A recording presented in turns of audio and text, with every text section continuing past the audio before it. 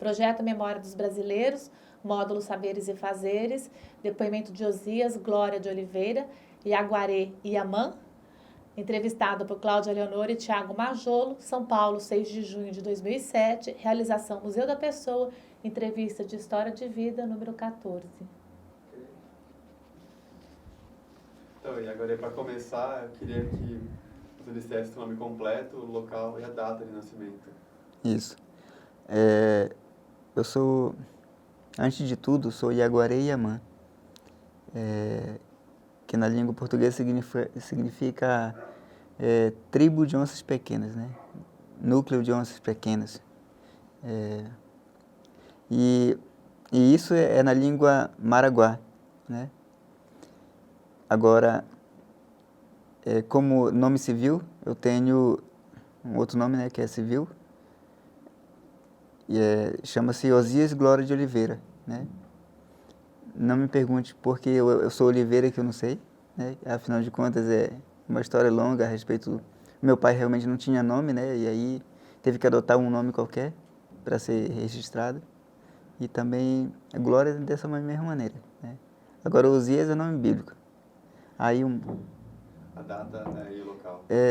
Eu nasci no 3 de 10 de 73, né? 3 de outubro, no local, aldeia Ambetuaí, no município de Nova Olinda do Norte, Paraná do Urariá, região dos Maraguás, índios Maraguás, né? Apesar do meu pai ser Sateremaué, índio Sateremaué, e eu ser, além de filho de Sateremaué, eu sou também filho de Maraguá, por parte da minha mãe, né?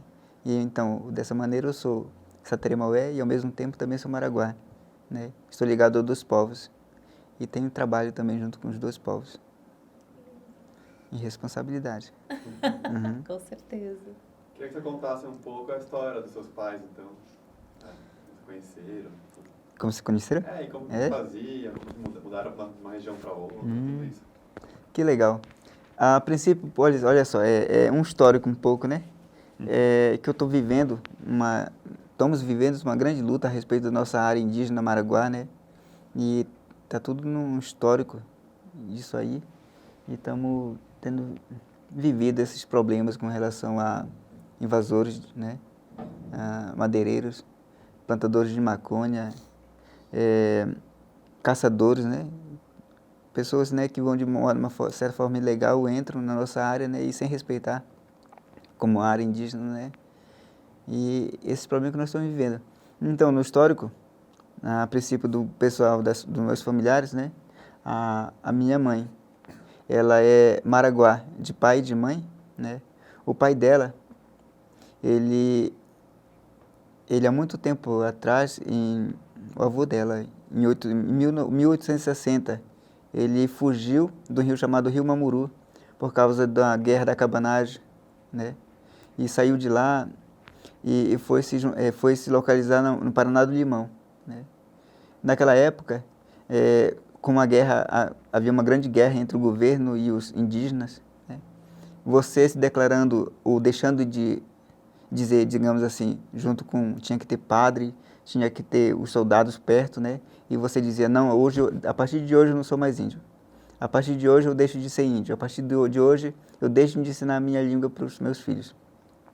E aí, a partir daí, você já era um novo branco. E aí, assim, o governo parava de te perseguir e ia perseguir outros que... Ou seja, essa é uma forma de você... ele era perseguido, ele era um cabano, né? E assim, ele se entregava, né? E foi dessa maneira. Isso não quer dizer que ele deixou de ser índio, né? Claro, mas é para escapar, né, da punição do governo, ele teve que fazer isso. E o povo Maraguá, por muito tempo, a partir daí, né, começou a se juntar muito aos Sateremaué, que é o único povo daquela região que ainda fazia, digamos assim, não se entregava, né? Eles fugiam, mas não se entregavam. E os Maraguás preferiam se entregar, né? Mas uns se juntaram com os Sateremaué e se integraram os Sateremaué. O lado do meu avô, não. Eles preferiram se entregarem ao governo, né? Ao governo não indígena. E então, a minha mãe nasceu no Paraná do Limão. O nome dela é Marita né? E o meu pai, ele é Satere-Maué, com mistura Maraguá também, né? E nasceu no rio Andirá, do Satere-Maué. Ele andou por lá, pelas bandas, conheceu minha mãe, né? E pelo histórico bastante parecido, se casaram, né? A minha mãe era bastante nova quando se casou com meu pai. Meu pai já estava com uma certa idade. Saíram de lá e em busca de uma nova terra para os Maraguás, porque até então os Maraguás estavam sem terra. Meu pai e minha mãe saíram de lá e junto com outros familiares fizeram uma grande caravana de pessoas, né? Em busca de um novo território e foi parar junto do município de Nova Olinda do Norte, antes até não existente, né? Não existia Nova Olinda do Norte antes.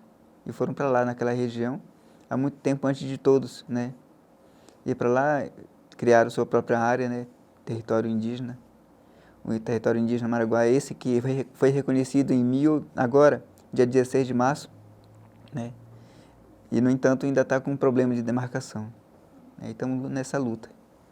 A minha mãe, como você já sabe, ela é Maraguá, né? E é um povo que também está nesse processo, né? De reorganização, né?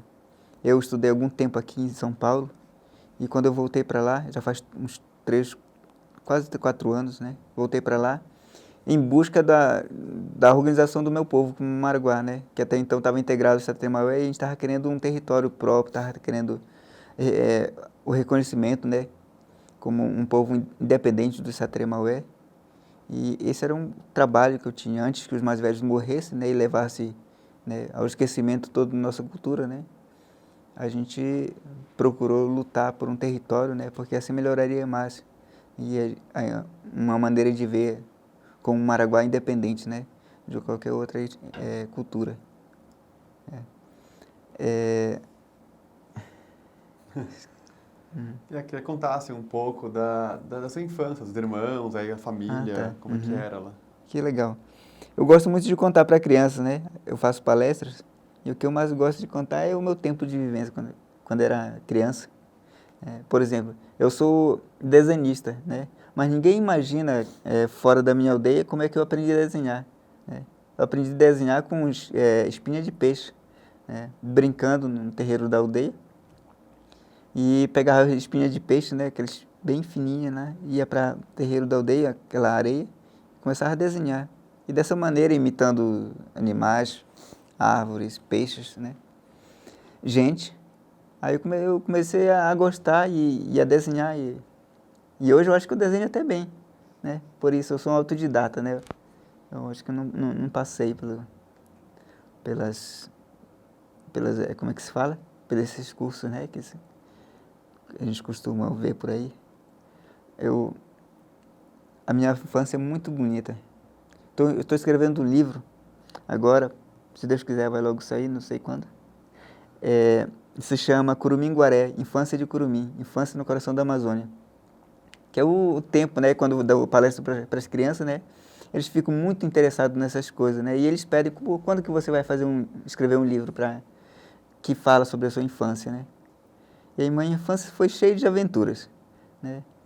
Por exemplo, além de saber escrever dessa maneira, o que mais a gente fazia era ir para o mato, para a floresta e fazer nossas aventuras mirins, né? Aventuras de pequenos, né? E nosso pai, com certeza, nossos pais, eles tinham certeza de que a gente estaria bem, porque lá a gente se acostuma, né? Se habitua a ouvir nossos pais, né? E tudo aquilo que eles passam para a gente tenta seguir, né? Os conselhos. E dessa maneira que eles tinham certeza que eles estariam bem, né? Se eles mandassem a gente, olha, uma lei da natureza, você vai pelo caminho e quando você voltar, você não volta pelo mesmo caminho, você volta por outro, porque aí isso é uma lei da natureza. Isso a gente sabia, se a gente voltasse, a gente correria perigo, entendeu? E dessa maneira a gente ia aprendendo. E a gente saía em um monte de curuminzinho, de meninozinho, andando no mato, entrava na floresta e ia fazer aventuras, imaginando animais fantásticos, né, procurando o reino da cobra grande, assim, essas coisas a gente fazia, né? Uma vez, por exemplo, o último da fila, geralmente era o menor, né? A gente chamava de xerimbabo, o coitadinho da fila, ficava lá. Não podia falar nada, ficava só ouvindo os outros falarem, né? E o líder era o primeiro, né? E uma vez esse aí, o último, estava brincando e mexeu com um filhote de porco do mato, né? O catitu. E eles são vários. E quando um gritou, os outros vieram socorrer. E socorreram correndo atrás da gente, né? E, nossa, a gente não estava realmente preparado para essas coisas e começávamos a correr. E nesse momento, olha só, o último querendo passar pelo primeiro e puxando o primeiro para trás, e dessa maneira a gente foi. E seria um grande perigo, aliás, foi um grande perigo, né? Seria uma coisa ruim se acontecesse tal coisa, uma coisa pior, mas graças a Deus não aconteceu, né? Logo a gente encontrou um lago e a gente pulou no lago e os porcos ficaram do lado da beira, só vendo. E aventuras assim, né? Coisas que a gente sempre ultrapassa do limite, mas graças a Deus estava tudo certo, né? A gente aprende essas coisas, brincando que a gente se aprende, né? Lá na floresta. A gente gostava muito de tomar banho, pular na água, desde os... Na verdade, eu não lembro a idade com que eu nasci, com que eu aprendi a nadar, né? Devia ser uns 4 anos, né? Que eu não lembro mais. Eu acho que a partir dos 3 anos é que a gente lembra das coisas, e eu nem lembro a idade que eu nasci, que eu comecei a nadar, né? E lá é assim, toda criancinha que vendo o outro, um maiorzinho tomando banho, também quer pular na água. E aí ele pula, e meio se afogando ou não, aos poucos ele vai se habituando, né? E aí ele aprende na marra. E é dessa maneira. Era, na verdade, ó, de manhã, quando a gente ia levar água, né, para os adultos, né, que é cedo, só escovar o dente não bastava, né? A gente tinha que pular na água. Então era 7 horas da manhã, e aí a gente levava água 8 horas da manhã. Já era uma hora bem tomada, bem aproveitada, né? Eu voltava para lá, trabalhava com os adultos, e lá para as 3 horas da tarde já estávamos livres também novamente para pular na água, e era mais 2 horas direto pulando na água. Voltava lá no finalzinho da tarde para ouvir histórias, principalmente história de visagem, o fantasma que a gente chama, né? E o meu povo, como toda a Amazônia, eu acho que eu gosto muito de contar e ouvir histórias de fantasma, de visagem, né? Não sei se nas outras culturas, acho que na cultura daqui o pessoal tem mais, né, receio de ensinar para as crianças histórias, né? Ou contar histórias de visagem, mas lá não. A gente aprende, né, a lidar com os medos, né? Ouvindo histórias de fantasma. E lá era assim. E mesmo porque, digamos assim, mesmo sendo história de visagem ou fantasma, uma coisa que não era para as crianças, era a sessão de adulto. A sessão de criança era fábulas. E era 3 horas da tarde, a gente ia ficar ouvindo.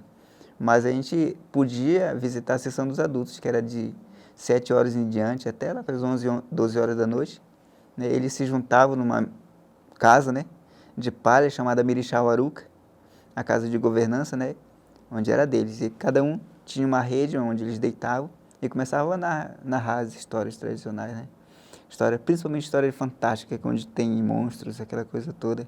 E isso é que chamava a atenção da gente, né? A gente sabia quando chegava esse horário assim, anoitecia, né, escurecia, a gente corria logo para lá. E ficava entre as pernas deles, né? Lá, sentadinho, bem pertinho deles, bem no centro, porque mais atrás já tinha medo do que poderia vir atrás, então tinha que ficar no centro, no meio, né? E aí começava a contar. E eles contavam cada história. O problema era depois, terminava a sessão, e eles não estavam nem aí pra gente, a gente que tinha que dar o jeito, né, da gente. Ou seja, amigos meus que moravam em casas separadas, longe, né, só por um caminho que levava naquela casa deles, e de um lado é floresta, do outro lado é floresta, tudo escuro, né, só com a luz do luar, e tendo que ir andando, né, em fila, né. O primeiro prestava atenção para o que poderia vir na frente, o último prestava atenção para trás, né, se qualquer vulto aparecia, né, nem avisava, saía correndo, e a gente tinha que acompanhar na carreira também. Era dessa maneira, mas... nós, eu morava sempre do outro lado do terreiro, né? Era campo aberto assim, não tinha caminho para ter medo dessas coisas, mas era escuro, e aí também dava medo, né? Porque de repente vinha um coleguinha com medo e corria, e a gente também tinha que correr. E o problema era depois de que a gente tinha que urinar, né? Criança tem que urinar antes de dormir. Para entrar na rede tem que urinar antes. E aí tá o problema, ter que ir lá fora, no escuro, sozinho. E nenhum coleguinha se prontificava para ir com a gente, né? Aí isso era um tormento, né? Se poderia, a gente nunca mais ia urinar na vida. E agora, assim, esse horário que era para a criançada das fábulas, né? Quem que contava as histórias? Como é que era a dinâmica, assim, desse horário das crianças? Com relação às histórias de fantasma, aí mesmo passando por esse apuro, no outro dia a gente estava de novo lá. A gente nunca deixava de ir. A gente gostava muito. Agora, com relação à história de fábulas, o meu pai, ele, para mim, e acho que para muita gente do meu povo, ele foi o maior contador de histórias que já existiu. Ele já é falecido. E eu tenho um livro chamado O Caçador de Histórias, que é uma homenagem a ele, né? E que todas as histórias fantásticas de aventuras e histórias de medo que ele contava está nesse livro, né? E isso é um grande orgulho, né? Que eu pude fazer em homenagem ao meu pai. E quando chegava lá para as 3 horas da tarde, o que ele mais fazia é arranjar um tempo, né? Para ele contar histórias para a gente. E aí ele pegava um banquinho, sentava no meio do terreiro, aí ele pegava uma flauta e começava a tocar. E aquilo chamava a atenção da gente, né? Porque a gente estava por ali brincando, rindo, e de repente a gente vê o papai e já sabia, a gente corria para lá também. E antes que ele chamasse as pessoas, ele não chamava ninguém, ele apenas fazia isso e isso já era um chamado, né? Eu tinha um irmão caçula, menorzinho que eu, e aí ele sentava no colo do meu pai e aí ele tocava, né?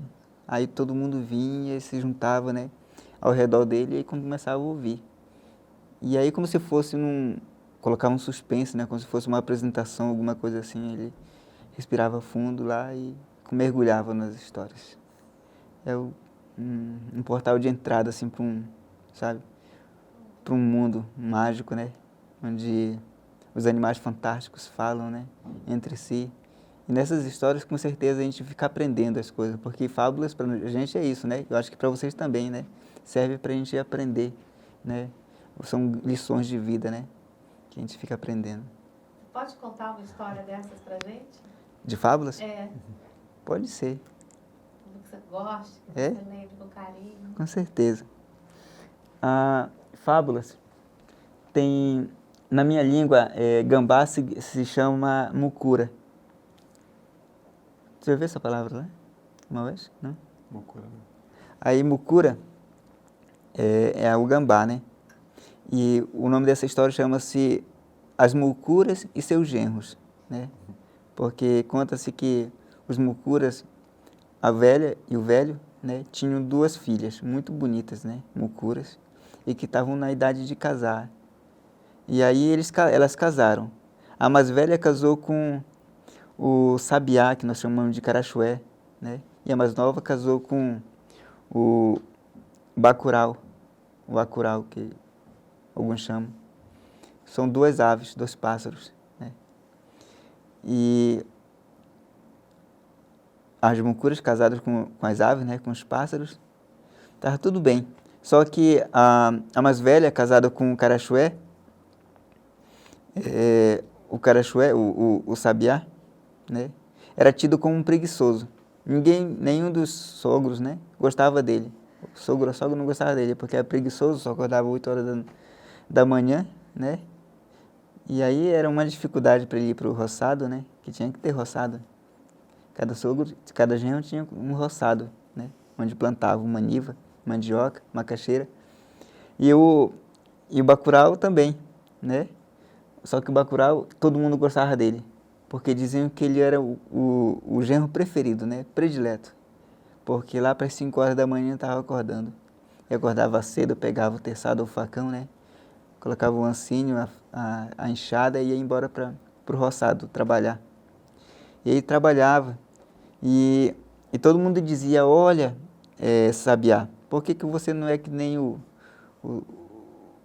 bacurau, né? Que o bacurau é trabalhador, tem que ser assim, tem que ser trabalhador, que senão dessa maneira. E eles faziam de tudo para que a mulher dele, né? Do sabiá, deixasse o sabiá, né? Largasse o sabiá porque não servia estar só dando trabalho para os sogros, né? E aí foi que...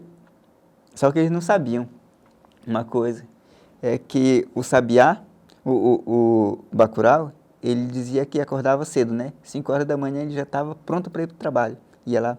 Só que ele não sabia que quando ele chegava no trabalho, ele deixava as coisas lá direitinho lá, deitava sobre uma folha de bananeira e ia dormir. E dormia o dia inteiro, né? Enquanto que o sabiá acordava tarde, 8 horas da manhã.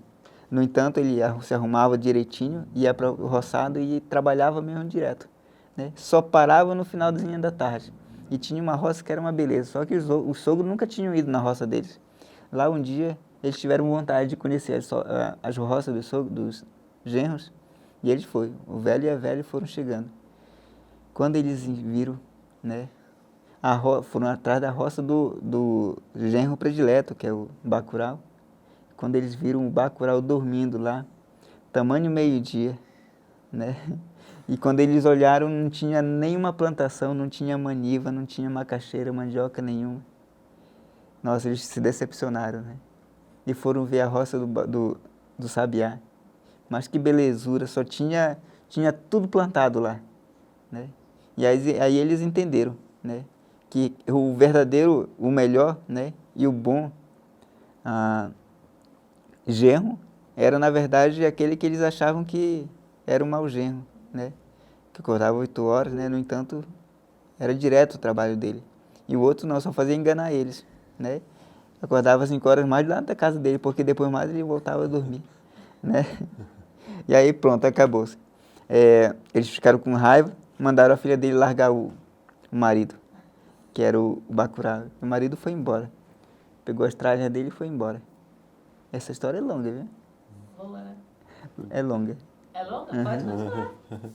E aí, só que os sogros, né, eram meio enxeridos, né, e de repente apareceu mais um pretendente para a filha dele, a filha que tinha mandado o Bacurau ir embora.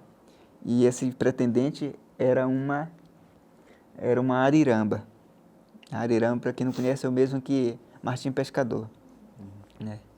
E a ariramba, muito interessada na filha dos mucuras, né, disse: olha, eu quero casar com a filha de vocês. Aí, então sente aqui e me diga, o que que você faz? Os sogros perguntaram. Aí ele disse: olha, trabalhar que nem o sabiá, com o Bacurau, eu não sei não, mas eu sou bom pescador. Se vocês quiserem, eu pretendo dar bastante peixe, né, para vocês e assim sustentar a filha de vocês. Então tá bom, então vamos fazer um teste. Podem ficar junto. Lá a ariramba, muito animada, alegre da vida, foi desposar a filha da mucura, né, e dormiram lá. No outro dia, de manhã cedo, a ariramba acordou, mandou: aí mulher, embora sair para pescar. Colocou um cesto, né, de fibras de trançado, né, deu para a mulher e aí eles seguiram o caminho. Foram embora, chegaram no lago e lá ficou. De repente deixou o cesto lá com a mulher dele, voou até um tronco de árvore que tinha em cima, aí ficou olhando, espiando lá em cima os peixes passarem.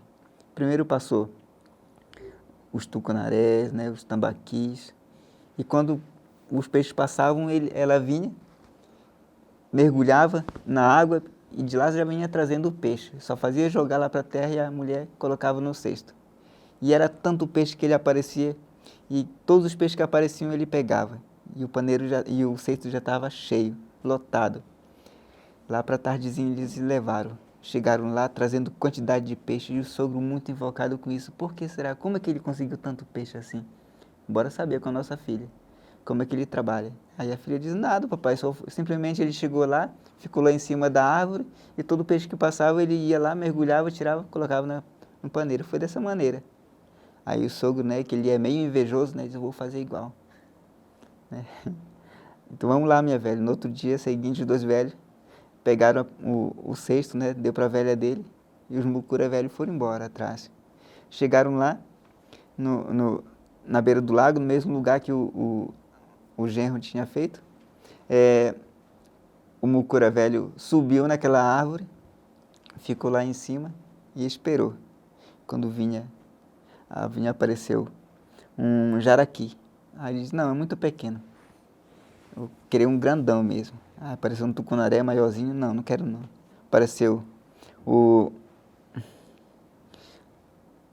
tambaqui, também não quero. Até que apareceu o pirarucu, imenso do peixe, assim, esse aqui eu quero. E ele pulou de lá. E quando ele pulou de lá, o pirarucu abriu a boca dele e o mucura velha passou direto. Nossa, a velha, preocupada com isso, saiu correndo, foi falar para a filha, minha filha, pega o seu marido, vem acudir o meu marido que ele está sendo engolido lá, o pirarucu engoliu ele. E lá foi o Ariramba atrás do sogro dele. De lá, ele subiu bem em cima e ficou olhando. Olhou para lá até que encontrou o pirarucu. Aí é esse aqui. Ele pegou, pulou em cima do pirarucu, tirou o pirarucu da água, né? E lá em terra, lá, ele abriu a barriga do pirarucu e tirou o sogro dele de lá. E o sogro dele saiu muito com raiva de lá. Chegando na casa dele, disse, minha filha, manda já o teu marido embora, que eu não quero mais esse teu marido para ti. Aí lá, a filha dele não teve outra opção, né? Mandou o Ariramba embora. Deixou a casa. Já era o segundo casamento dela. Aí, de repente, apareceu um outro pretendente. O nome desse pretendente era o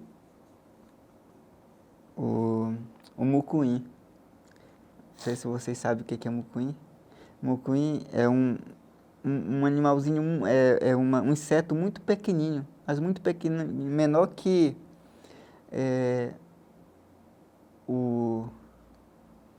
como é que se pode dizer?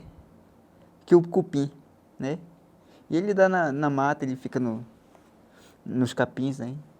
É um inseto bem vermelhinho. E esse mucuim ficou interessado na filha dos mucuras, né?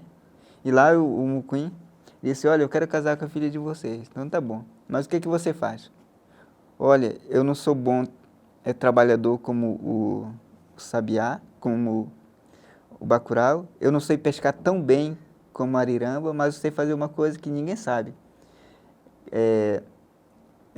Apanhar castanhas. Isso eu sei de melhor. Então tá bom. Você está casado, amanhã começa a trabalhar e vamos ver. E aí lá foi. O mucuim foi desposar a filha do mucura. Já era o terceiro marido, né? E aí desposou, no outro dia disse, vamos minha velha, embora apanhar uma castanha. E a velha com o paneiro, ou seja, o cesto atrás, saíram no caminho em busca da castanha do Pará. E ela dava uma árvore muito alta. E ele olhou lá de cima e começou a se trepar. Um cunha muito pequenininho, trepou lá em cima e quando viu aquelas castanhas caindo de lá, ele estava jogando as castanhas. Jogou muita castanha, encheu o paneiro e lá para a tardinha voltaram. E quando os mucuras velhos viram aquela quantidade de castanha, disse, como é que foi, minha filha, que esse teu marido apanhou essas castanhas? Papai, foi o seguinte, é fácil. Ele chegou lá, olhou, sentou, subiu em cima da castanheira e de lá ele foi jogando as castanhas. Depois mais só fez, aliás, quando o mucuim terminou de jogar as castanhas, pegou uma folha, ficou em cima da folha e a folha foi caindo, né? Ele é leve, né? Aí caiu devagarzinho e assim a gente veio embora. Então amanhã vamos fazer igualzinho. E foram fazer. No outro dia, os dois, mucura velho, né? Invejoso do jeito que ele é, foi para lá, para o mato, procurou uma castanheira bem alta e é lá. E o mucura é dessa altura, né? Já é fortinho, né? Grande, pesado.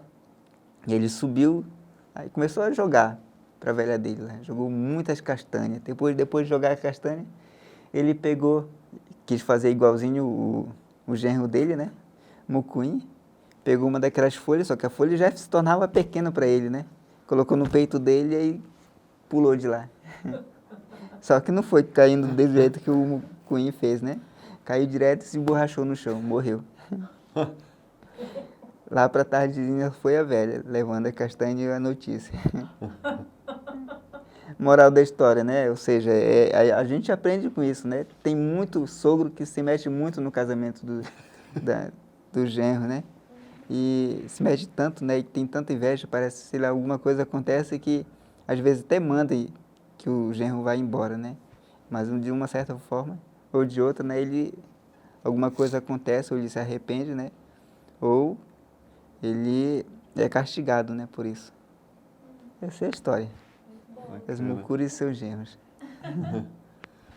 Fora as histórias que você aprendeu com seu pai, que mais que você aprendeu lá? Falou desenhar, mas que mais que você guarda até hoje com você? Eu gosto muito de fazer artesanato, de colar, né? Todo tipo de artesanato a gente aprende isso. Isso é uma obrigação, digamos assim. E é uma obrigação do pai da gente, né? Porque nós, quando pequeno, a gente tem essa oportunidade de aprender, né? Aqueles que não aprendem porque não quiseram, né? Mas a oportunidade surgiu. Todo pai tem esse dever. Assim como meu pai tinha o dever, se via na obrigação de ensinar as histórias para as crianças, né? Ele também tinha obrigação, se via na obrigação de ensinar a arte, né? A arte de tessume, né? A arte o artesanato, né? Para nós, né? Para mim com mais meus outros 6 irmãos. São vários tipos de artesanato, eu gosto muito disso. Eu acho que eu sou um artesão também, né? Gosto bastante disso, eu ensino também para aqueles que querem aprender. Vou ensinar para os meus filhos, né? Estou ensinando aos poucos, assim como eu conto histórias, né? E ensino para eles, e aí eles vão repassando também, né? No caso, por exemplo, de histórias, eu conto para o meu filho, e aí depois mais termino de contar a mesma história, eu peço para ele contar essa mesma história. E aí, automaticamente, ele já vai falando direitinho como eu contei, né? Isso aí é muito bom, me vejo realizado quando encontro isso. Quantos anos tem seu filho? O meu mais velho, ele tem 4 anos. Tá novinho. E o meu outro tem 1 ano. Uhum. Isso. E além dessa educação dos pais, das pessoas da tribo, também tinha escolas ali perto que frequentava? Como é que era? Não, eu aprendi... eu comecei a estudar quando eu já tinha uns 11 anos, lá em Parintins. Na minha infância, eu só passei até uns 11 anos na minha aldeia, né? Porque eu tive um irmãozinho, esse meu irmãozinho caçula, ele faleceu, né? E ele faleceu, e aí por desgosto, tristeza, meu pai, já como não era a área dele, né? Nem do povo dele, ele teve a ideia de, por tristeza, né? Ele juntou nós, pediu que a gente viajasse e fôssemos para a terra dos parentes dele, né? Por tristeza, questão do... E lá em Parintins é que eu fui aprender, eu fui a começar a estudar. Não tinha uma escola, digamos assim, do modo como a gente conhece agora, né? A história nossa é a natureza lá. Agora, essa questão de aprender a escrever e a ler, foi lá em Parintins, né? Assim como aprendeu português. Quais eram os desafios, assim, chegar em Parintins, aprender português?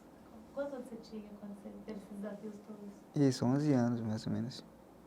11 anos quando eu saí de lá, né? E fui para Parintins. E aí fui para a cidade mesmo, né? É uma coisa muito diferente. Eu nunca tinha tido... Aliás, eu tive experiência lá para os 7, 8 anos com a primeira cidade, que foi Nova Olinda do Norte. A cidade mais próxima, que fica a uns 5 horas de viagem de lá, de canoa, né? Aliás, de barco, porque canoa com a remo é umas 7 horas de viagem. E lá naquela época não existia motor, né? Motor de polpa. A gente usava o remo, né? A primeira vez que eu fui para uma cidade, digamos assim, existia pouco tempo que o meu pessoal tinha tido contato com a cidade, né? Meu pai foi um dos que deu essa ligação, fez essa ligação, né? Porque meu pai, ele foi dado para um não índio, quando ele era bem criança, né? Porque chegou alguém da cidade, né, e pediu ele e levaram ele. Levou para Manaus, para a cidade, e lá ele começou a trabalhar bem cedo, né? E se virar na vida, né? lá que ele, como eu falei para vocês, ele ganhou o nome de Oliveira, né? Que na verdade não tem nada a ver com ele, né? Ele não tinha nem nome. Essas coisas que deram para ele, eu sou Oliveira por conta disso. E aí ele já tinha esse contato com a cidade. E quando ele teve essa oportunidade de mostrar a gente para a cidade, mostrar a cidade para a gente, foi através dessa. E quando terminava, digamos assim, a gente tinha bastante produto da roça, era uma oportunidade. E aí eles faziam caravana de canoas, né? Grandes, que nós chamávamos de garités. E aí colocava as canoas, né? Colocava tudo que tinha para se vender na cidade e lá o pessoal ia. Mas até então eu nunca tinha tido essa oportunidade. Outros anos meus irmãos já tinham ido, mas eu não. A primeira vez que eu fui eu tinha uns 7, 8 anos, né? E geralmente naquelas canoas tinham uns trançados de palha, que nós chamamos de japá, que servia como que se pode chamar? É um toldo, uma tolda, né, de palha, nós chamávamos de japá. E lá, só quem ficava lá dentro eram as crianças e as mulheres, os adultos, os homens, que tinham que remar. Sorte minha, porque eu ainda era criança e estava lá e não precisava estar enfrentando 7 horas de viagem, né, remando. E diferente dos brancos daquela época, a gente viajava por dentro dos lagos, né, que era mais rápido e melhor. A gente nunca se costuma remar assim a rio aberto, sempre pelos lagos, sempre pelos igapós. E aí quando chegamos lá, eram mais 6 para 7 horas da noite na cidade. Eu nunca tinha visto aquela quantidade de luzes assim, né? Aquilo é um mundo novo para mim. Foi não digo que foi amor à primeira vista, mas foi uma coisa que me marcou bastante, né? E que com certeza um dia eu iria ter novamente essa oportunidade. Foi quando eu fui para Parintins. E aí então, antes de ir para Parintins, quando a gente começou a se despedir dos nossos amigos, irmãos, parentes, e aí o meu pai começou a colocar a gente no barco, né? Eu não tinha ideia do que fosse Parintins, nem não tinha ideia do que fosse um mundo além daquilo. Para mim, é como se existisse apenas 3 países, por exemplo. A minha aldeia, Nova Olinda do Norte, que é a cidade mais perto, e Manaus, que eu já tinha ouvido falar, que era as duas cidades dos brancos, a minha cidade dos índios. Só isso. Fora para mim não tinha outra ideia. Se levasse, digamos assim, alguns mais remados além, entraria num grande abismo e acabaria por lá mesmo. Não tinha ideia daquilo. E quando chegamos foi para uma Parintins, foi uma dificuldade imensa, né? Porque não estávamos acostumados. Um mundo novo, né? Fora daquilo, tive que aprender muita coisa, né? Conviver, né? E as histórias de fantasmas de repente acabaram porque na cidade a gente tem pouco esse contato, né? E por isso que me lembro muito e gosto muito daquela minha infância, né? Que é uma outra coisa. Saudade na minha língua se chama sunaria, a vontade de ver aquilo que a gente já teve, né? Já possuiu. E isso eu tenho bastante, né? Daquele meu tempo. De lembrar aquele mundo de fantasmas, de visagens, né? Um mundo de aventuras quando criança, né? Andando pelo mato. E os adultos nem se preocupavam, né? Porque a gente fazia essa questão mesmo de levar adiante o pedido deles, né? Do que eles pedissem a gente fazia, né? E assim foi dessa maneira. E aí foi o primeiro contato com os livros também. Os livros. Vamos trocar fita.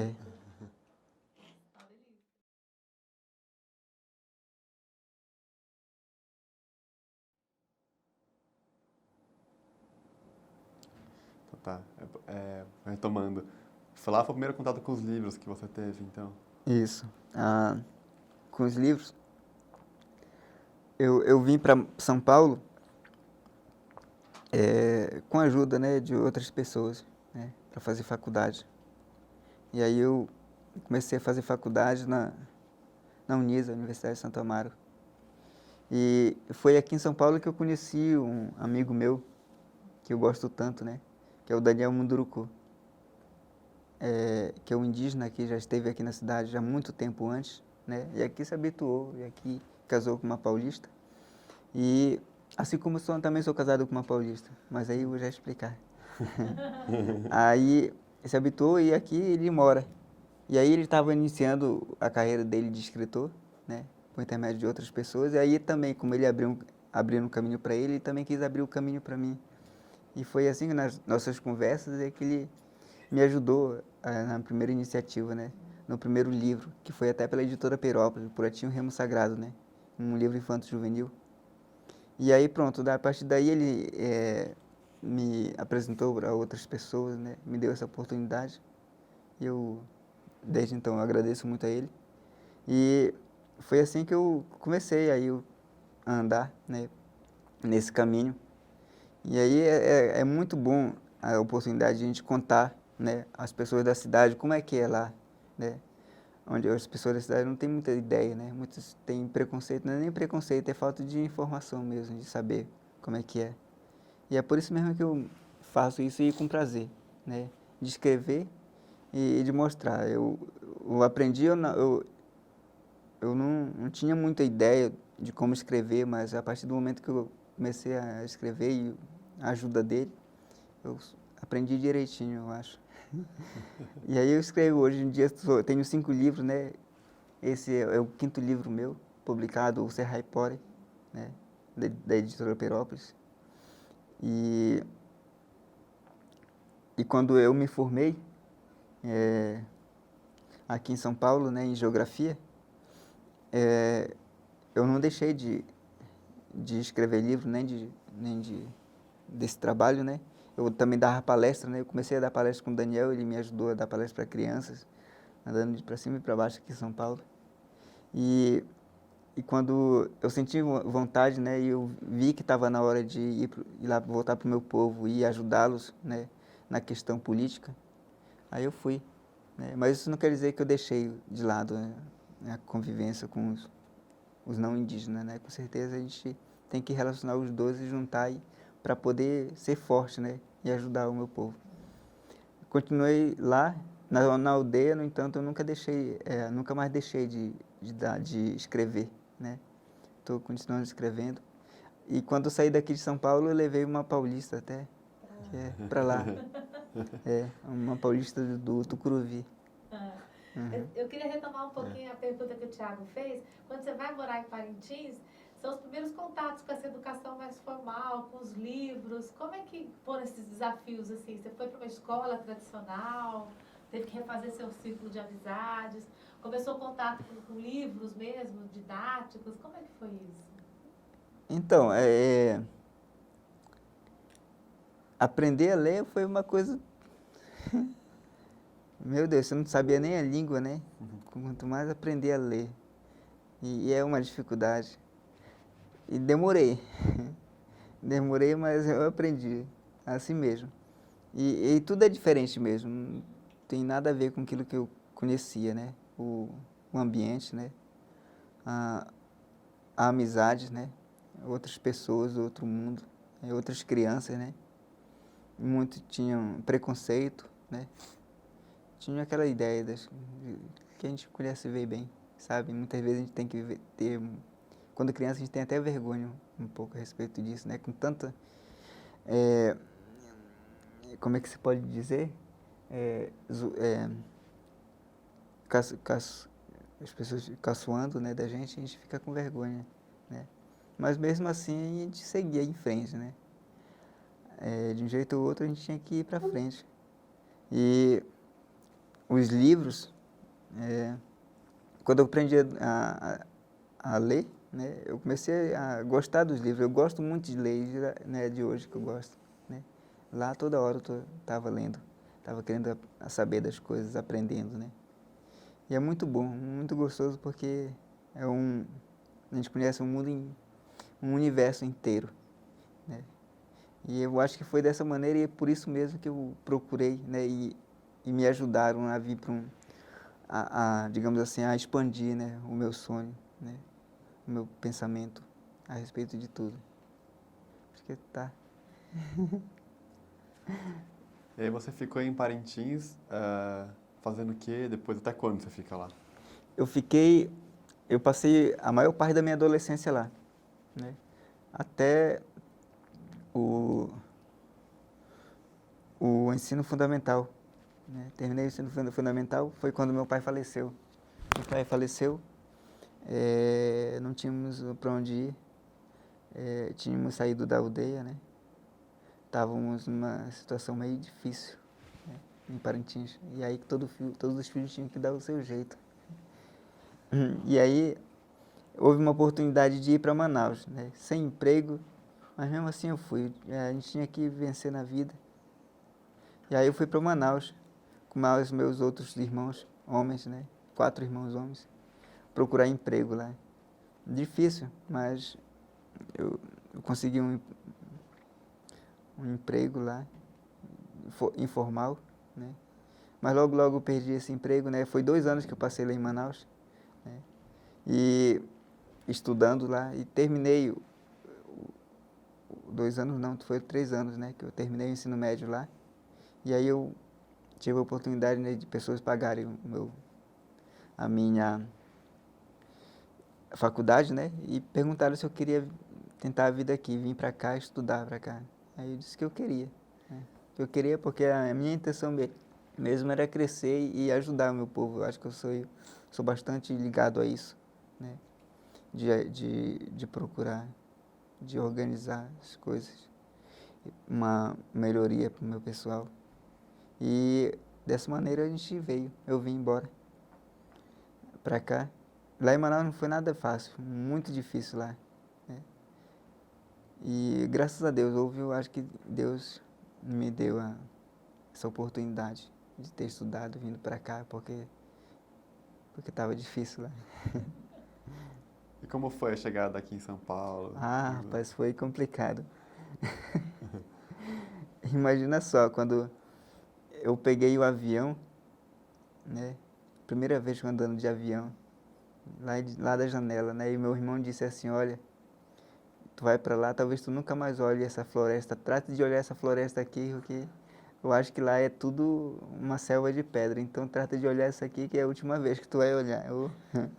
Aí vem aquele sentimento, aquela dor, assim, do ambiente que a gente mais gosta, né? Sair assim em busca de um sonho. Tá? E aí eu entrando no avião, aí lembrando, poxa, talvez eu nunca mais veja essa cena, né? Aí eu vim embora. Mas eu costumo não pensar muito no medo, sabe? Eu acho que me acostumei bastante com as histórias de fantasma, por isso que eu não tenho tanto receio das coisas. Mesmo quando o avião levantou o voo, né? Que dá aquele friozinho na barriga, né? Mas pronto, que seja qualquer que Deus quiser. Aí eu cheguei em São Paulo e vieram me receber, né? E eu não tinha ideia do que fosse em São Paulo, né? Eu acho que meu espírito ainda não estava preparado para o frio, né? Tava vindo com camiseta, uma camisetinha bem fina mesmo. E cheguei num mês que tava muito frio mesmo. E quando eu saí, vi aquela coisa, todo mundo usando, né, roupas e roupas por cima de roupas, e eu só com aquela camisetinha e perguntava, tu tá com frio? Eu disse, não. Ainda não sabia nem o que era frio, foi quando eu fui apresentado e aí comecei a ter frio. Né? Aí foi assim, eu comecei eu ainda não tinha nem tinha começado a estudar, eu ainda estava em processo de conhecimento na cidade, conhecendo a cidade. Foi quando uma experiência minha é que eu estava lá em frente da Unisa, começando a olhar aquela escola grande, né, ficando pensando, pô, será se um dia realmente eu vou estar aqui? Será se é para mim isso aqui? Será se eu vou? E aí de repente chegou um rapaz, né, que chegou perto de mim e disse, me dá teu dinheiro aí. Aí eu olhei para ele assim e disse, olha meu amigo, é o seguinte, eu não tenho, mas se você tiver, eu vou agradecer, viu? Que eu não tenho nada mesmo. E aí ele olhou para mim assim e disse, de onde tu é? Eu sou do Amazonas. E tu é índio, é? Aí disse, eu sou. Aí ele pensou um pouco, ele colocou a mão no bolso e tirou R$2 e me deu. Aí foi embora, aí fiquei imaginando, acho que ele pensou que estivesse precisando mais do que ele mesmo, né? É uma experiência engraçada essa, né? Ao avesso, né? Pois é, São Paulo foi uma experiência muito diferente para mim. Até agora eu não estou habituado, né? Desde quando eu saí daqui, já faz 3 anos, né? E uma única vez eu vim para cá, dar uma palestra aqui. E aí depois eu voltei, aí já faz 2 anos que eu não tinha vindo. Agora estou vindo novamente. E aí sempre a gente se desacostuma com o frio, né? Novamente volta e aquela coisa. Né? E já pensou na hora de levantar, né? Poxa, é um tormento, eu não estou acostumado, eu acho que não dá mais. É bom trabalhar, é bom passear, né? Mas para mim que gosta tanto daquele calorzinho, viu? Qualquer coisa, tá muito calor, vai logo pra água, pula na água e pronto. É diferente mesmo. Uhum. Eu queria que você contasse então um pouco da faculdade e aí também como conheceu a sua esposa. Uhum.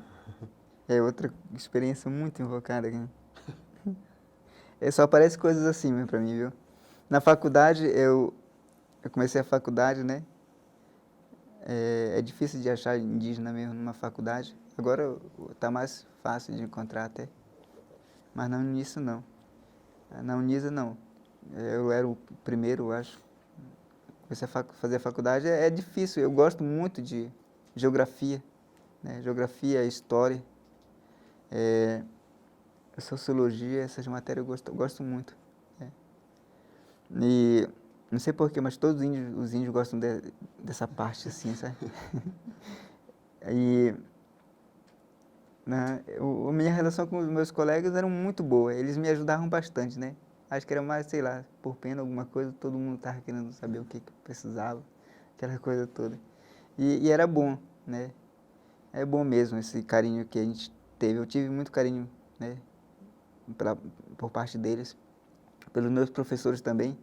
Apesar de eu não entender muita coisa que eles falavam, ou quando eles falavam alguma coisa e eu não aceitava de nenhuma maneira, né? Por exemplo, essa ideia na antropologia, né? Uma ideia meio que eu acho diferente, né? Porque eu já tenho uma consciência a respeito de ser indígena, do que pensar, né?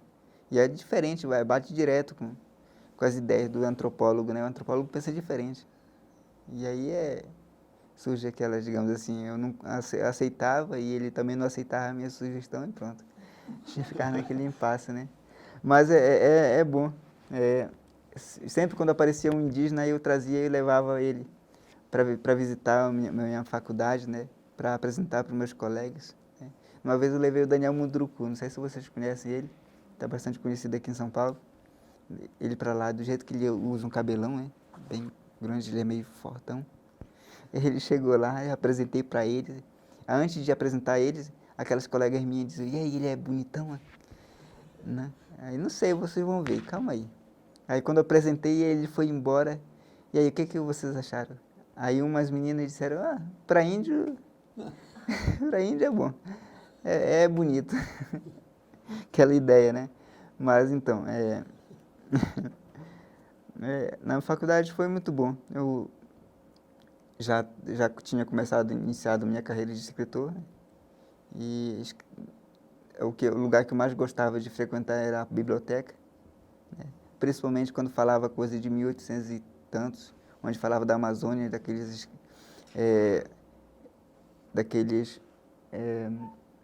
pesquisadores, né, europeus, viajantes europeus que passavam por lá, né?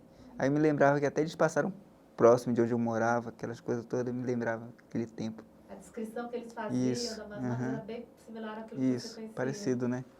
Isso me levava gostar muito de ler, né? E é dessa maneira. Tinha algum dos viajantes que você se recorda mais? Assim? Não. Em geral? Em geral. Na minha aldeia, gente de fora, foi mais missionários adventistas, né? Que chegaram lá. A maioria, uns 50% dos até hoje são adventistas. Outros são católicos. E os praticantes mesmo da religião tradicional são quase muito pequenos, né? Pois aí você perguntou como eu conheci minha esposa. Uhum. Ah, eu não sou habituado a entrar na internet, né? Só que eu gostava de escrever. E aí eu aprendi, eu fiz um curso de digitação, né? Aqui em São Paulo. Eu conseguir um computador para mim, comecei. Aí lá um dia, preocupados comigo, né? Que é muito difícil mesmo morar em São Paulo e, digamos assim, e ser apaixonado e gostar daquela região, sabe? É muito difícil. A cultura é diferente, né? A gente tem que se aprender mesmo a gostar. E eu tentava fazer o máximo, mas tinha coisas que não dava. É muito difícil. O frio, por exemplo, né? A distância, porque aqui em São Paulo as pessoas são muito distantes uma da outra, né? E de repente é muita gente, no entanto você se sente muito só. Aqui é assim. E aqui eu tive que me acostumar com essas coisas. E eu me sentia muito sozinho, né? Eu andava muitas vezes sozinho por aí porque não tinha o que fazer, né? Tentar se tinha uma pessoa ali quer conversar com ela, mas ficava meio sem jeito porque tem aquela ideia de se for conversar com ela, ela não vai gostar, então é melhor ficar, né? Isso sempre aconteceu comigo. Aí eu tive poucos, digamos assim, poucos amigos não, mas é que de uma certa forma distante. O que eu queria mesmo é estar lá junto com o meu pessoal, tá comendo aquele peixe, né, com farinha, tá comendo, tá pulando naquela água, né, tá me divertindo, tá contando história, aquilo que eu gostava, né. Estava acostumado muito com aquelas coisas. Foi um sufoco passar a interpretar a vida de uma outra forma e querer, digamos assim, já conviver com os paulistanos, né. Até, digamos assim, até para conversar sobre, várias vezes, pessoas vieram conversar a história de pescador, conversar sobre pesca para mim. Até a pesca aqui é diferente, né? E quando e eu não gostava por causa que quando eu começava a narrar uma história de pesca, ou alguma coisa de pesca assim, eles não entendiam, porque meu palavreado até naquela época, até hoje, era palavreado, digamos assim, de lá, era linguajar de lá, né? E a maioria das coisas não entendiam, né? Aí se fosse piada, piorou. Terminava a piada e aí era complicado mesmo. Ninguém entendia. E lá um dia alguém disse assim, olha, eu instalei internet para ti. Tu quer internet? Para conhecer as coisas mais, tem internet. Aí eu não ligava para isso, mas lá um dia eu acessei a internet. E aí depois conversando com os outros, né, me ensinaram direitinho a ver aquela coisa de sala de bate-papo, né. E aí eu comecei, antes eu achava estranho, que negócio de conversar só com as pessoas sem saber, né, não saber quem é, nem quem é, né. Mas lá um dia eu entrei, entrei, acessei e comecei a conversar, eu achava, né, lá para o segundo, terceiro, quarto dia, lá para o quinto dia, eu acessei novamente, já estava meio gostando mesmo do negócio. Aí acessei lá pro quinto dia, acessei de novo. E aí veio uma pessoa chamada Renata, né, conversar comigo. Aí eu conversei bastante. Aí lá a gente teve ideia de trocar telefone. Aí dei o telefone de onde estava morando para ela. Ela me deu o dela, né? Aí pronto. No outro dia eu ligo para ela, né? Ah, tu é aquele índio, é? Aí eu disse, eu sou. Ah, tá. Aí fomos conversando, aí passamos um mês conversando por telefone. Só que aí, eu acho que ela gostava de conversar comigo, né? Porque ainda mais que eu deixei o telefone do Daniel Munduruku, o telefone celular dele, e por onde a gente estava, ela estava ligando. Que coisa. Aí a gente teve coragem de se conhecer mesmo, pessoalmente. Aí numa vez lá no metrô, no Anhangabaú, né? Aí a gente teve de se encontrar lá. Aí, nossa, eu tava muito nervoso para conhecer. Aí eu cheguei lá, eu vi aquela moça, né? E deu vontade de voltar. Mas eu já falei que eu sou meio questão de coragem, né? Não, eu vou lá enfrentar. Vou lá.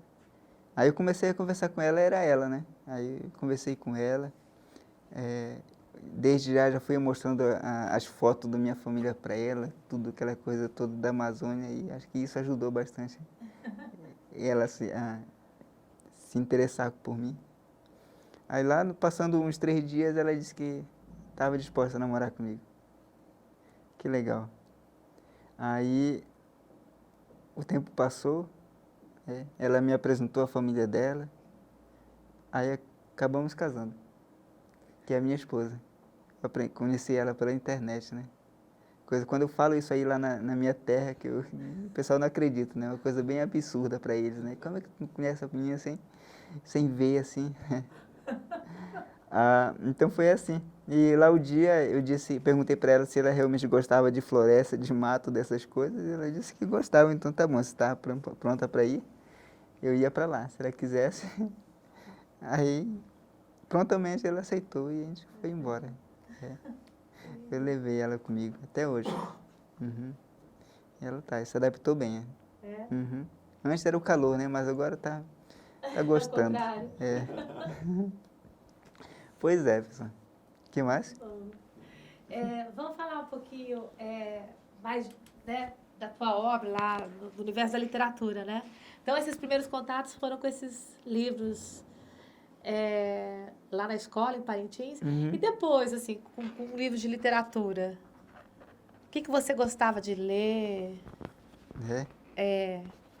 quando você era adolescente lá em Parintins? Eu era um rato de biblioteca lá em Parintins. Só vivia lá todo o tempo. Todo dia eu estava lá. Acho que já estava enjoado de mim. Eu acho que eu era dos poucos, era o único que ia direto lá para a sala de literatura, né? E ouvia aquelas histórias de Saci, né? E histórias fantásticas de lendas, chamadas lendas indígenas, é o que eu mais gostava de ler. Né? E eu achava um pouco até absurdo, por causa que eu conhecia um pouco mais, sabe, a fundo. E por isso mesmo que eu achava diferente, que aí eu queria ler mesmo para tentar consertar. Aí, aí eu lia bastante, aí histórias de outros povos também, né? Como o Negro d'Água, parece, se eu não me engano. Eu lia lobisomem, essas coisas assim eu gostava. É justamente história de fantasma, é o que a gente mais gostava, e é por isso mesmo que eu lia direto nessa literatura, né? Eu sempre gostei.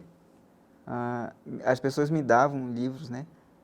Se, por exemplo, lá na escola o ano foi bom, né? Eu era um bom menino, aquela coisa toda. Tinha professor até que me dava livro, né? Para me ler.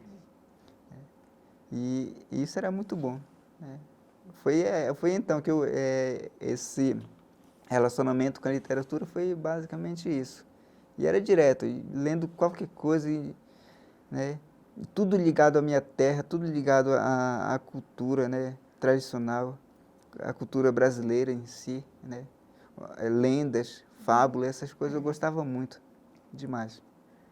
Acho que você já comentou aqui com a gente, mas o seu primeiro livro você começou a escrever aqui em São Paulo, Uhum. né? Fala um pouco sobre o nome do livro, o que ele traz. Então, o Daniel Munduruku foi quem me ajudou, né?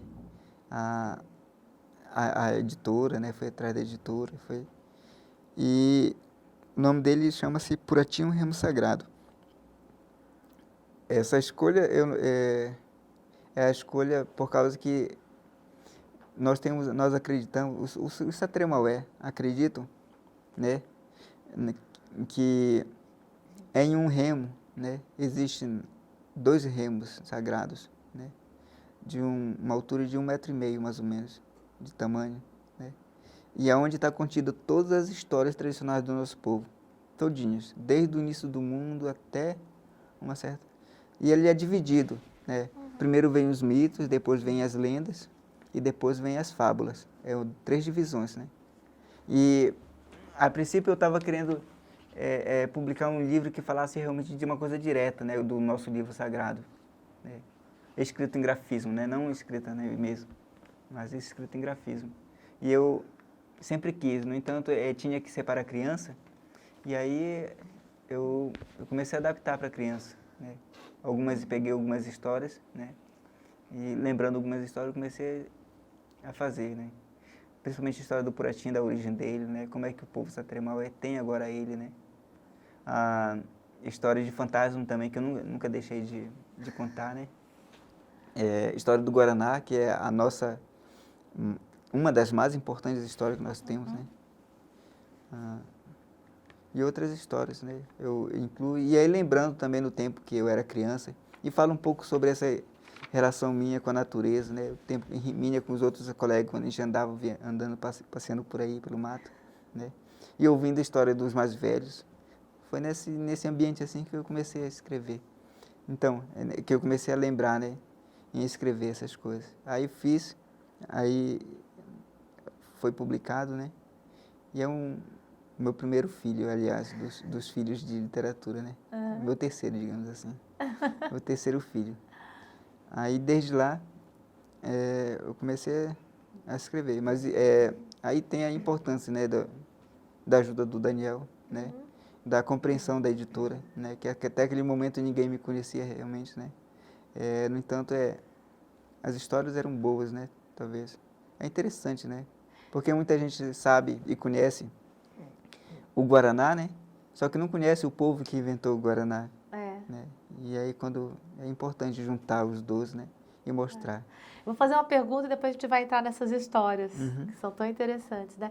Como é que foi o desafio, assim, de você pegar uma fábula, uma lenda, um mito, que é uma tradição oral do seu povo, e transformar isso num livro, que é uma outra forma de comunicação? Esse desafio de passar do oral para o textual. Isso. A nossa literatura é oral, tradicionalmente é oral, né? Mesmo porque, mesmo estando escrito em forma de grafismo no Puratim, nem todo mundo pode ver o remo, né? É o remo sagrado, ele é guardado, né? E bem guardado. Quem pode ver? Só as pessoas mais especiais, né? Tá. E as pessoas especiais, né, não são, do modo de ver da gente, são aqueles que realmente merecem, que têm um comportamento bom, né? Que tem a personalidade, né? O caráter, né? O que já desenvolveu em prol do povo. Pessoas realmente que lutam pela causa indígena, essas pessoas podem ver. Entendeu? Você já viu? Já. A sensação deve ser um ritual, um quase. remo sagrado, né? O sagrado já diz tudo, né? E então, basicamente oral, né? A literatura é nossa oral e, como eu falei, nem todas as pessoas podem ver o Puratim. Dessa maneira, fica a cargo dos pajés, dos tuxauas, que são nossos governantes, e dos contadores de histórias, né? Nem contar as histórias, né? Em chamar as crianças e começar a contar as histórias tradicionais. E são muitas histórias lindas, né? E as mais belas histórias do povo Satere-Maué. Que se foi difícil, acredito que não, porque era uma grande vontade minha mesmo, né? Por causa que eu também tenho essa grande preocupação, e nós tínhamos, não só eu, mas muitos têm essa preocupação, né? De, hoje em dia, da influência da televisão, das coisas, né? De fora, né? E essa cultura, essas histórias possam acabar. Então, dessa maneira, escrita em livro é muito mais fácil de manter e de relembrar. Tradicionalmente, como é que é falado, né? E é por isso mesmo, sem muito tirar das coisas, sem muito acrescentar, né? E é por isso mesmo que eu achei fácil e muito gostoso, porque é o meu prazer, né, fazer isso. E junto com os mais velhos, né, além de lembrar das histórias, é claro, sempre confirmando com eles, aí pude fazer. Tá. E o livro que você está lançando agora, como que ele chama mesmo? Chama-se Serraipore. Serraipore. Isso. E o que quer dizer Serraipore? Serraipore significa as mais belas histórias do povo, Satere-Maué, as mais belas histórias, né? Que é o nome do livro sagrado contido no Puratim. Ou seja, tem um Puratim, né? Sim. E dentro do Puratim tem um Serraipore, o livro, ou seja, a seleção de mitos, né? Que é o livro sagrado nosso, né? que está em forma de grafismo, né? A esse nós chamamos de serrepora, ou seja, já existia o serrepora, né? Mas em forma de grafismo. Hoje em dia já existe na escrita, né? E era uma grande vontade dos nossos velhos, né? De ver publicado toda a escrita do serrepora. Que bárbaro. Né? Então, eu vou pedir para você contar algumas histórias. Então, assim, bom. a primeira que eu vou pedir para você contar é meio óbvio, mas é do Guaraná, que você acabou de falar. É. Do Guaraná, né? É. Você já tomou a bebida do Guaraná mesmo? Sem ser refrigerante? Isso. Já. Você tomaste lá em Maués? Tomei. E é bom? É bom e é forte. Forte, né? Tá. O Guaraná. O Guaraná é uma palavra, em Sateré chama-se Guaraná, e em Maraguá chama-se Guaraná. Guaraná é uma palavra maraguá que significa parecido gente, pela lembrança do olho dele, né, que parece, aliás, do Guaraná, que parece um olho de pessoa, né, de gente. E é muito legal, né, uma fruta muito bonita. E significa isso, né, olho de gente. Mas por que será? Dizem os antigos que antigamente os animais falavam como gente, como pessoas, e não existia gente ainda, não era criado as pessoas, né? Existia apenas 3 irmãos, só que não era gente, eram semi-humanos, né? Não era parecendo gente.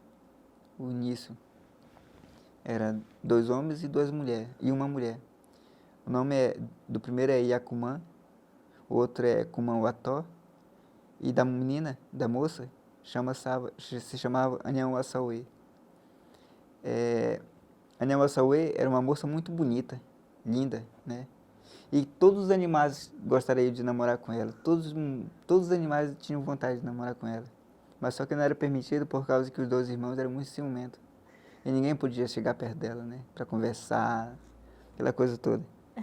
E lá um dia, numa conversa entre os animais, a cobra, tinha uma cobrinha bem pequenininha mesmo, que disse assim: olha pessoal, eu vou conquistar a Nhaossauê.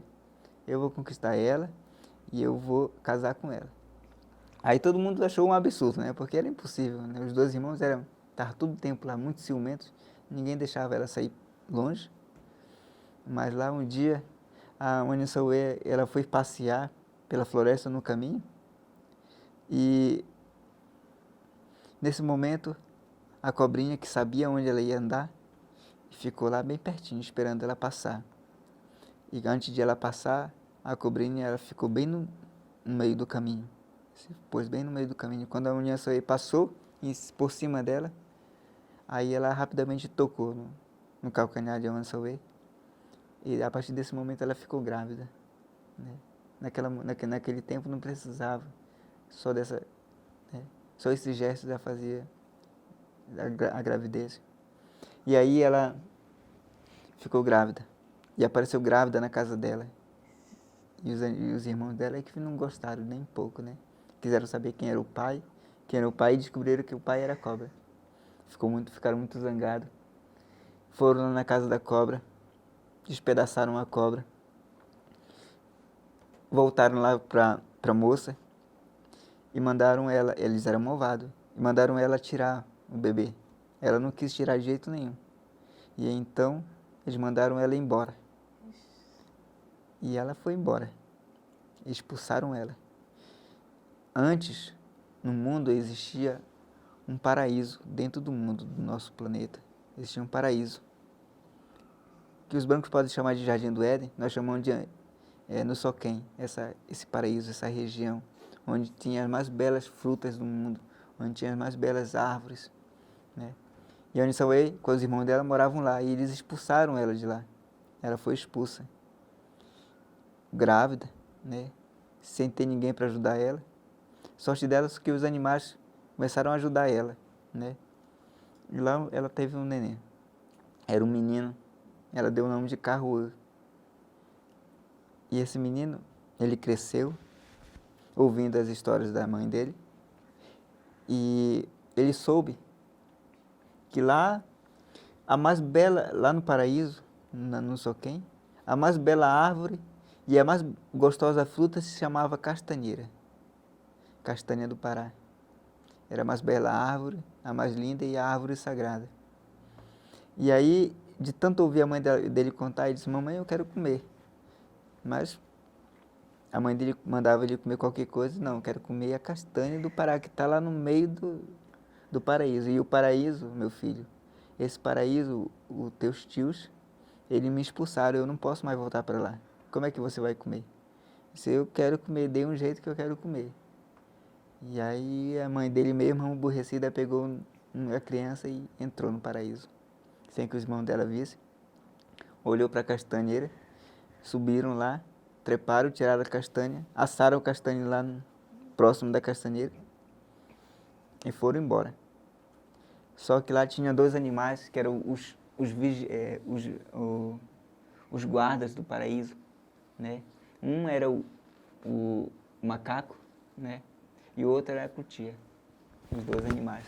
Eles foram e contaram lá para os irmãos, olha, a irmã de vocês veio aqui, ela trouxe o filho, comeram castanha e desobedeceram vocês, e aí o que a gente faz? Ele disse, olha, a próxima vez que eles voltarem lá, vocês têm a ordem de matar elas, né? Ela e ele. Então tá bom, assim ficou feito. E aí, quando voltaram, né, os 2, depois de comer a castanha, o filho sentiu novamente vontade. Mamãe, eu quero voltar para lá para comer novamente castanha. E aí ele disse, não, meu filho, agora não dá. E quando a mãe dele estava ocupada, ele tratou de correr e foi lá para o paraíso. Sem que a mãe dele visse, foi para lá. Ele subiu na castanheira e nesse momento os guardas estavam olhando. E quando ele subiu na castanheira, eles ficaram pensando, então vamos pegar uma cordinha bem fininha, tu fica desse lado, eu fico do outro, e a gente fica escondido lá no toco da castanheira. Quando ele descer, a gente degola ele. Aí quando o menino bem alegremente ia descendo, os guardas mais que depressa passaram a cordinha no pescoço do menino, o menino morreu. No grito que ele deu, a mãe dele ouviu lá longe e saiu correndo atrás. Correu, correu, e quando chegou viu o menino morto no chão, né? Com o pescoço cortado. E ela não pôde mais fazer nada, né? Ela olhou assim, e muito triste ela disse assim, meu filho, os tios de vocês achavam que iam parar com a tua existência, sempre te matassem, mas eles estão muito enganados, porque a partir da tua morte é que vai acontecer o grande bem para todos, para toda a humanidade. E aí ela foi e lavou o corpo da criança todinho, com ervas medicinais. Ela era uma pajé, ela lavou bem lavado.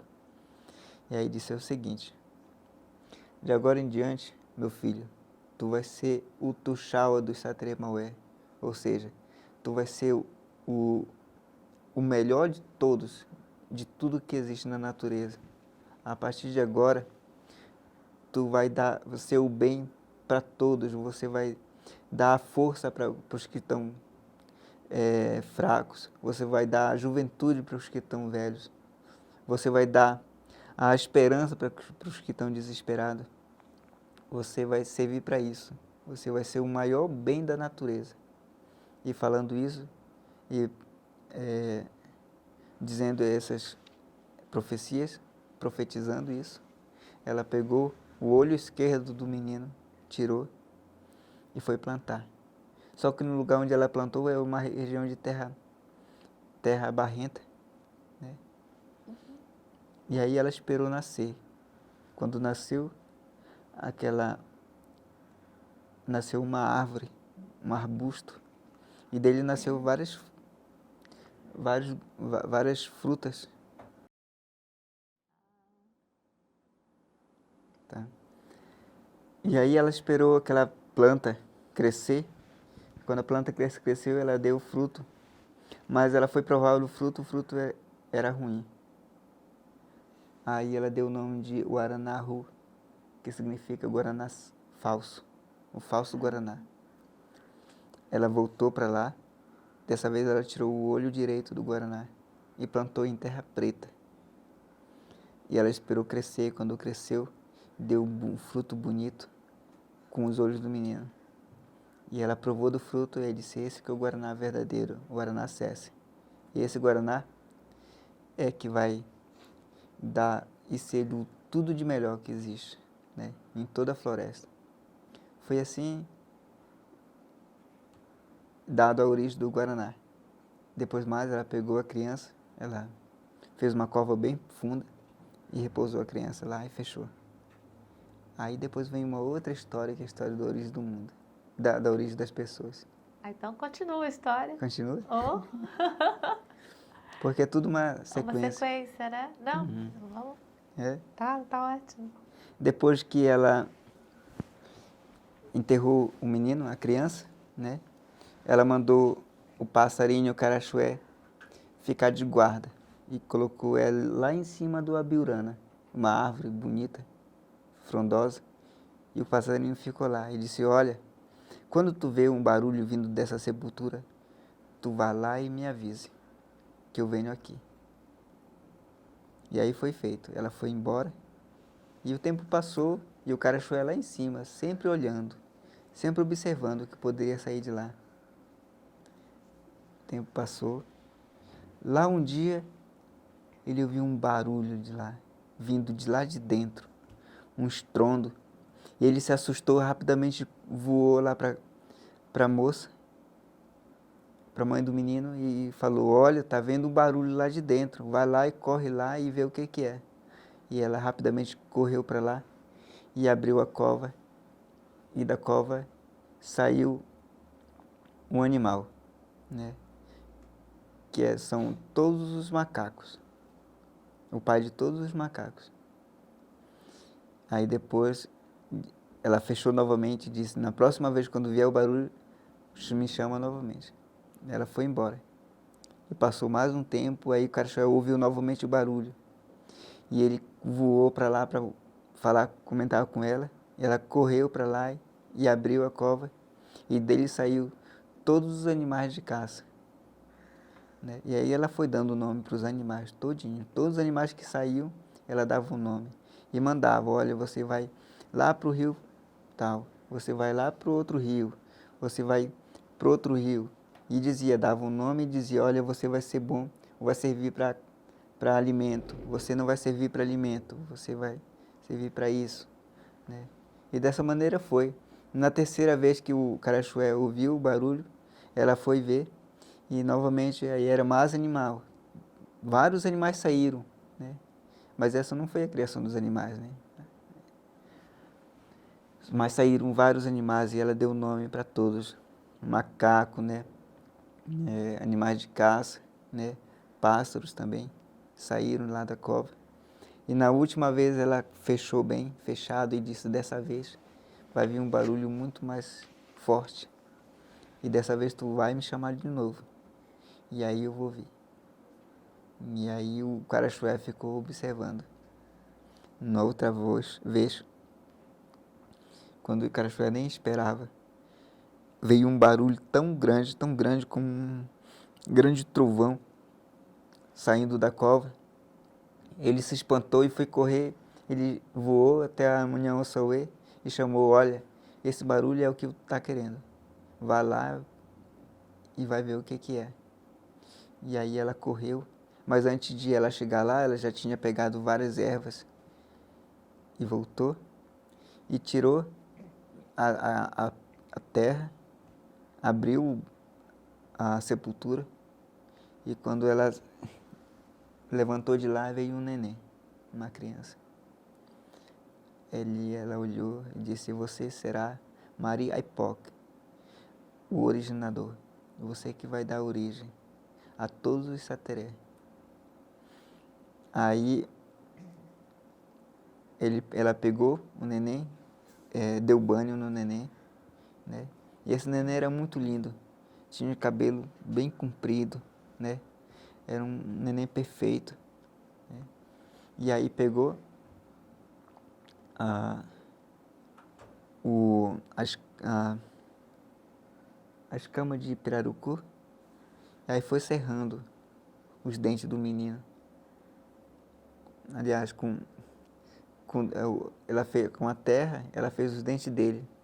E aí ela foi afiando os dentes dele. É por isso que os Satremaué usam dentes afiados.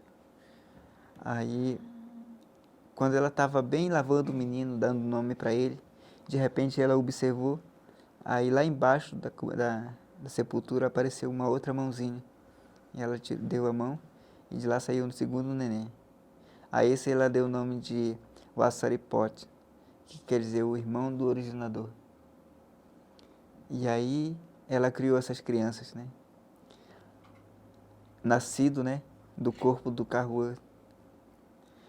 E deu o nome para essas crianças, banhou essas crianças.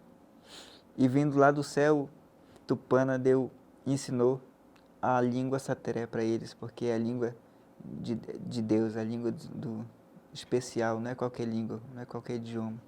Né? É a língua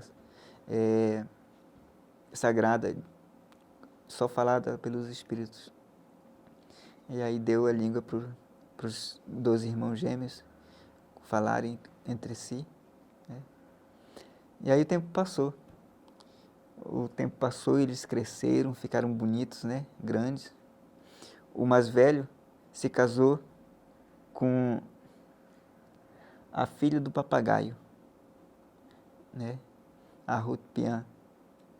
E é por isso que o povo Satremaué é chamado de Maué, por causa da filha do papagaio, que significa, Maué significa papagaio verdadeiro, papagaio que fala, o falante ou inteligente, né?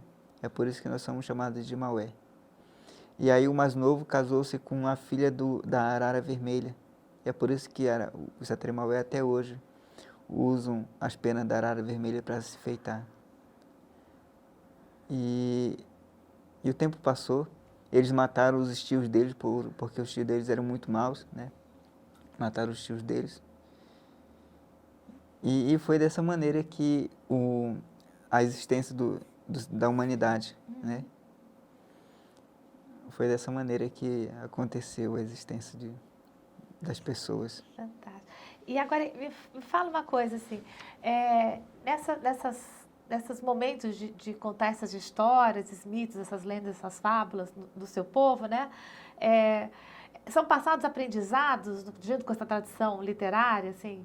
Você costuma se contar essa história e depois se comenta, assim, quais são os aprendizados dessas histórias para as crianças, para os mais velhos? Não, acho que não é da nossa cultura comentar, né? Depois de contada, cada um acho que fica consigo, né? E aprende, né? Na nossa cultura não é de se comentar muito quando termina uma história o que a gente aprendeu, né? Uhum. Aqui eu acho que o pessoal gosta muito de comentar, né? Termina a história e vamos lá, o que você aprendeu? Não, lá não. A história basta, né? Aí a pessoa desenvolve o espírito. Fantástico. Agora, eu vou pedir para você, para a gente estar registrando aqui, você já falou, né, uma história de fábula, e assim, você falou que o livro sagrado tem 3 tipos de histórias, mitos, lendas e fábulas, né? O que difere uma da outra, assim, para a gente estar registrando aqui, em termos de tradição, de estrutura, de histórias? O Serra Repórter, o meu último livro, ele fala que mito é aquilo que a gente acredita e não tem como não acreditar. É tido como verdade, né? Você acredita na origem do mundo? Que Deus fez um mundo em 7 dias? Os cristãos acreditam. E assim como os cristãos acreditam dessa maneira, nós também acreditamos da nossa forma. E aquilo não tem como dizer que não é. Quando chega na parte das lendas, a lenda é diferente. É aquelas histórias que explicam a origem de alguma coisa, no entanto, só serve para explicar e tentar explicar alguma coisa e você não é obrigado a acreditar, porque é diferente,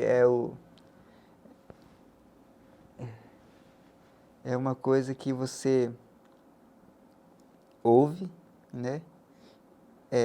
Para explicar alguma coisa, no entanto, você geralmente não se acredita, né? Tem essa diferença, né? Tá. Isso é passado de geração em geração. A gente eu acho que eu não sei muito estar explicando o porquê dessas coisas, nem mesmo me procurei em saber, me procuro. Né? Agora, quando chega das fábulas, sim, aí as fábulas é para crianças, né? É como se fosse um aprendizado. A criança primeiro aprende uma coisa, segundo as lendas, depois os mitos. Tá. Né? Você contou pra gente, então, uma história de mito, uma de fábula, tá faltando uma de lenda. Uma de lenda? É. É. Olha só, uma coisa interessante. Por exemplo, entre os mitos está a origem da mandioca, a origem do guaraná, que são duas árvores, né? São dois vegetais. E no Andirá tem uma árvore muito comum e natural de lá, que é o caju. Não é o povo do caju, mas, no entanto, tem muito caju lá, né? Tanto é que Barreirinha tem uma festa do caju em homenagem a essas coisas. O caju é uma planta originária de lá também, das areias do rio Andirá. E ela também tá, mas não no mito, mas nas lendas, não sei porquê. Né? Qual a causa disso? Qual está naquelas lendas que é só para explicar alguma coisa, no entanto, não é para afirmar. Né? Dizem que há muito tempo atrás tinha um guerreiro chamado Pierre Saiké, ou Pierre Saiké. Esse guerreiro, ele nasceu, né, por uma profecia. A profecia, né, dita que ele seria o chefe, né, de todos os extraterrestres, o líder de todos os extraterrestres. E ele nasceu na praia. A mãe dele, com o tempo que ele nasceu, ele foi levado pelos pajés. Ela foi levada pelos pajés até a areia da praia e lá ela teve o neném. Nasceu entre a praia e a água. E por isso já faz ele alguém especial. E ele nasceu, e por ser ele era muito valoroso, desde criança lutava e ganhava nas lutas. Desde criança ele era reconhecido como futuro, né? Tuxaua dos Maués. Desde criança, os mais velhos ensinavam as coisas para ele, em especial para ele, né? E ele aprendeu essas coisas. E toda batalha que o povo Satremaué ia, ele estava na frente, né, para a luta. E ele que organizava, você vai para ali, vocês vão para ali, né? E ele que organizava as batalhas e todo o tempo ganhava. Ele nunca perdeu uma batalha, né? E por isso mesmo que todo mundo adorava ele, né? E ele tinha uma namorada. Essa namorada era filha do pajé, de um pajé, certo pajé, que gostava muito dele. E eles estavam prontos para casar. Só que ainda não tinha casado por conta da guerra. Estava tendo uma guerra muito grande entre os Satré com os Parintintim. E lá numa certa vez, ele chamou o pessoal: olha pessoal, vamos realmente expulsar os nossos inimigos do nosso território. Né? E dessa vez vai ser para valer. Essa luta vai ser a última. Né? E aí, mesmo pedido, né, por causa que a noiva dele pediu, por favor, não vá dessa vez, fique. Né? Mas ele queria, porque a importância mesmo era a honra do povo, era a vitória do povo, que era tão mais importante do que o amor que ele sentia por ela. E mesmo com os pedidos dela, ele não desistiu de ir e de liderar, né, a guerra. E foi quando eles viajaram dias, né? Aí chegaram e começaram a guerra. E aí a noiva dele lá na aldeia, esperando ansiosa pelo resultado da guerra. Vários dias se passaram, e o povo Satremaué estava ganhando, estava tendo vitórias, né? E o povo Parintintim estava quase perdendo, né? E já estava praticamente perdido. Foi quando um dos últimos homens Parintintim chegou com uma lança, né? e uma briga de corpo a corpo com Pierre Hansaque, né? Ele cravou a lança dele, né, no coração do rapaz, do Tuchawa. E quando ele caiu, né, ele teve... Tudo se passou na mente dele, né, da história, do pensamento na noiva dele que estava esperando por ele, né? E essa vontade imensa de continuar vivendo, só que a punhalada, o corte foi tão grande, né, que ele não resistiu e morreu. Já era mais ou menos umas 6 horas da tarde que isso aconteceu. E o povo lá na aldeia ouviu os gritos, né? E viram que o Satremael tinha ganho a luta, né? A guerra. E ficaram felizes. Só que ela não sentiu tanta firmeza disso. E ela ficou agoniada, né? Querendo saber o que.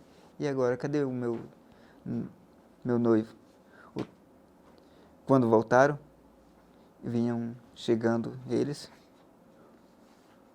E aí chegaram vitoriosos, né? Mas o diferente de quando chega de uma vitória que vai cantando vitória, eles chegaram silenciosos, né? Todos os guerreiros foram para suas casas e lá no final da fila tinha 2 guerreiros carregando um cadáver, né? O cadáver era do Pierre Hansaque. Aí, nossa, aí foi um tormento para todo mundo, né? Que ele era o grande chefe, né? Ele seria, na verdade, o maior de todos, né? E aí, para ele, tinha uma profecia de que ele seria o chefe de todos os Satremaé, né?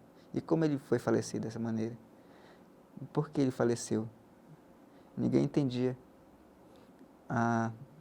Ela ficou muito triste e enterraram ele na praia, na areia, né? Como era a profecia que tinha que ser, né? Enterraram na areia e o tempo passou. E ela nunca quis mais ficar ou namorar com outra pessoa, né? Ela ficava sempre pensando nele. Lá um dia, quando ela estava passeando pela praia, ela olhou, aí ela viu nascer uma plantinha. Ela ficou observando. Cada dia que passava, aquela plantinha crescia. Ficou bem grande e começou a dar frutas, né? E essas frutas que nós chamamos de perrã, né? Ou seja, o caju. Uhum. Aí isso foi a origem do caju, que nasceu do corpo do Pierre Hansaque. Fantástico. É a nossa lenda. A gente está com o tempo final, que você tem outros compromissos, né? Então, eu vou fazer uma última pergunta para a gente tá encerrando, né?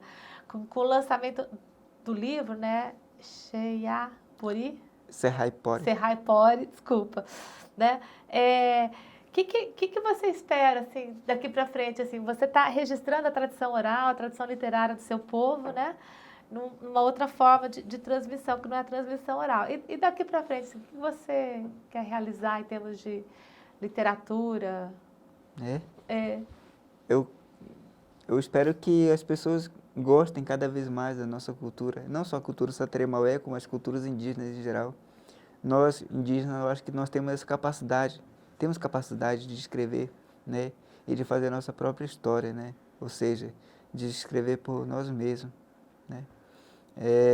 E a partir desse pensamento que começamos a formar, tentar, nesse caminho que o Daniel me trouxe, eu também estou abrindo caminho para novos, né, e a gente está querendo mostrar para o povo da cidade, para o povo não indígena, né, da importância e do que podemos também ajudar, né, e compartilhar, né, o que de nós temos de melhor, né, nesse universo cultural.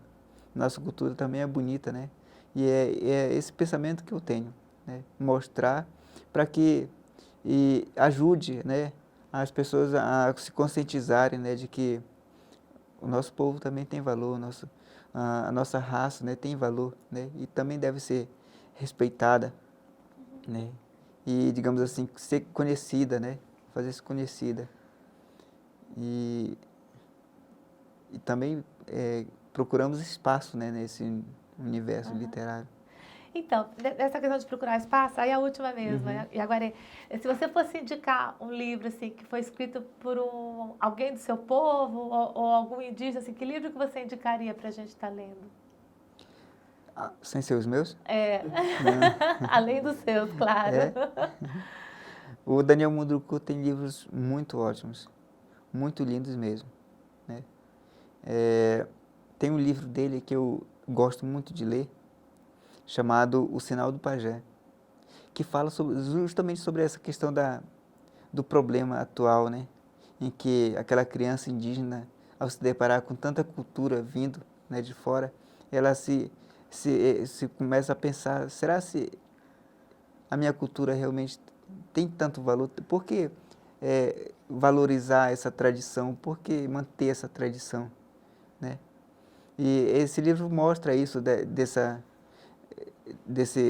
ideia, dessa questionamento da criança, né? E no final explica que a gente realmente tem que ter essa tradição, tem que ter, tem que amar, né? A nossa tradição, porque a nossa tradição ela é linda. E na cultura Munduruku é diferente um pouco da cultura Sateremaué, onde diz que tem um ditado que diz que o caminho traçado, ou trilhado várias vezes, é mais seguro do que o caminho percorrido, né? Ou seja, a cultura, aquela cultura que você conhece bem, é bem mais seguro do que culturas que você possa se aventurar lá fora. Esse livro, Sinal do Pajé, também pela editora Paiperópolis, né? É um livro muito bonito, que ele foi muito feliz de mostrar essa parte aí, né? Que hoje em dia está tendo muito nas aldeias nossas, né? Esse questionamento, né? Esse pensamento da valorização por que valorizar a nossa tradição, né? Então, fantástico. E agora, então, assim, em nome do Museu da Pessoa, eu queria te agradecer muito por você ter dado essa entrevista. Eu queria agradecer a editora Pairópolis e desejar sucesso aí nessa empreitada dessa semana aí, que a gente tem outras oportunidades. A gente está esperando. Obrigado. Outros livros Eu que também. agradeço muito, viu, a oportunidade que eu tenho de falar para vocês, né? E conhecer vocês, contar um pouco do que eu gosto de contar. Eu sou um contador de história desde que me entendo, né? E a gente gosta disso, né? De passar, de mostrar para os outros, né? Aquilo que o indígena pensa. Fantástico. Obrigada. Obrigado.